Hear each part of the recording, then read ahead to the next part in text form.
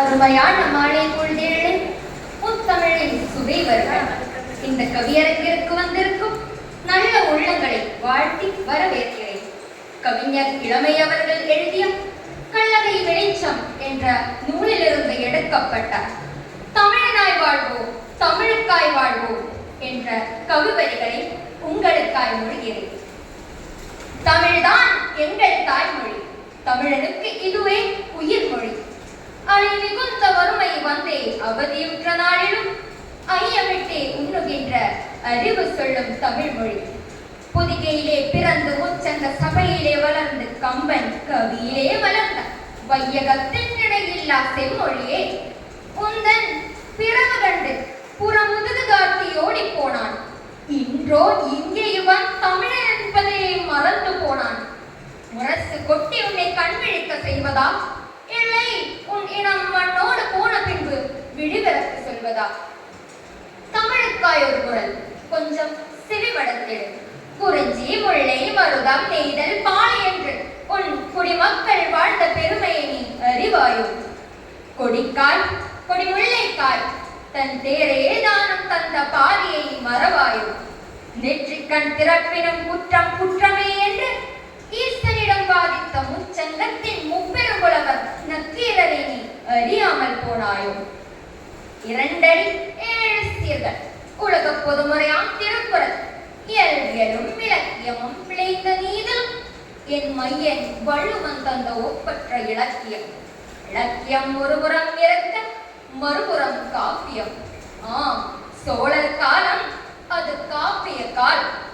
சிலப்பதிகாரம் மணிமேகலை சீவக சிந்தாமணி வளையாபதி குண்டலகேசியம் பெருங்காப்பியங்களை கரம் பிடித்து உலா வந்த வசந்த காலம். இப்படியான் சிங்கங்கள் ஒரு முனையில் கர்ஜிக்க மறுமுனையில் என் தமிழ் மூதாட்டி அவ்வன் ஆத்திச்சூடி இளரை நிறை காட்டி நெல்லியாய் கொடையாய் வென்று சுட்ட வளத்திற்கும் சுடாத வளத்திற்கும் விடை தேடியும் பாட்டியை நீ அறிவாயோ தமிழா, மறவாயோ தமிழா? சிலம்பால் கொலையுண்டு சினத்தால் அனல் கொண்டு நீதிக்காய் நீர் நீர்த்த பாண்டிய நெடுஞ்செழியனின் வரலாறு உண்டு. மரபால் 1000 படைத்தும் புது கவிதையால் புதுமை படைத்தும் உந்தன் தாயையும் தாத்தையும் கைப்பிடித்து அழைத்து வந்த எந்த முந்தரசு கவிஞனை நீ அறியாமல் போனது கூத்தா இருக்கிறது, கேலி கூத்தா இருக்கிறது. அன்றோ தமிழ் வளர்த்த ஒரு கூட்டம், இன்றோ தமிழ் அழிக்க ஒரு கூட்டம்.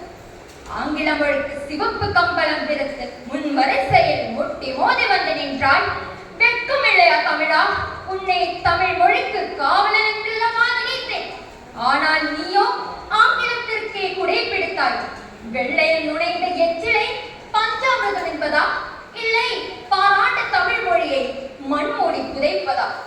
நான் கேட்கிறேன், வள்ளுவன் ஆங்கிலம் படித்தானா, இல்லை வெள்ளக்காரன் தான் உனக்கு அப்பனா? கண்ணிருந்தும் குருடனானாய், செவி இருந்தும் செவிடனானாய். உண்மையை நீ மறந்து போனாய். உண்மையை உரைக்கிறேன் கேள். செம்மொழியில் இடமே கண்டு வெள்ளக்காரன் கூடத்தன் பேரையை வீரமாமுனிவர் என்று மாற்றிய வரலாறு உண்டு. அவன் கல்லறையிலே இங்கு தமிழ் மாணவன் உறங்குகிறான் என்று குறித்த நினைவு சின்னமும் உண்டு. இத்தனையும் மறைந்த உனக்கு சிலந்தி வலையில் சிறைவாசமா? போதும் தமிழா போதும், பிதற்றி பிதற்றி நான் கழித்தது போதும். தமிழுக்காயொரு போர், தமிழினத்திற்காயொரு போர். முறம் கொண்டு புலியொன்றை துரத்தினார் இங்கொருத்தி, உன் தமையன் இமயம் வென்றான் என்பதை நினைவுள் நிறுத்தி பூரீட்டியொன்றை ஏந்தி படைக்களத்திலே நடந்து பார்ப்போம்.